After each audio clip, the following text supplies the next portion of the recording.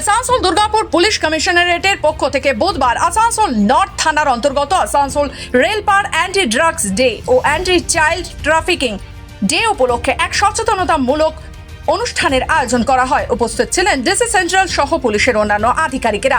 এদিন মূলত anti drugs day উপলক্ষে ওই অঞ্চলে এক সচেতনতামূলক র্যালির আয়োজন করা হয়। পাশাপাশি ডিএভি মডেল স্কুলের খুদে পড়ুয়াদের নিয়ে অ্যান্টি চাইল্ড ট্রাফিকিং ডে উদযাপন করা হয়। এ বিষয়ে পুলিশ আধিকারিকদের পক্ষ থেকে জানানো হয়, আসানসোল অঞ্চলে মূল রেলপাড়ে ড্রাগস সেবন বা গ্রহণের প্রভাব বেশি রয়েছে, তাই এই অঞ্চলের মানুষকে প্রশাসনের পক্ষ থেকে সচেতন করতে এই বিশেষ উদ্যোগ গ্রহণ করা হয়েছে।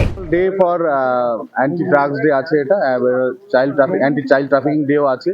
তো ডিএবি মডেল স্কুলের বাচ্চাদের নিয়ে আমাদের ডিসি সেন্ট্রাল স্যার ছিলেন, এডিসি ডিডি স্যার ছিলেন, এডিসি ট্রাফিক ছিল, ট্রাফিক এবং আমাদের নর্থ থানার একসাথে আমরা এই প্রোগ্রামটা করলাম, একটা র্যালি করলাম।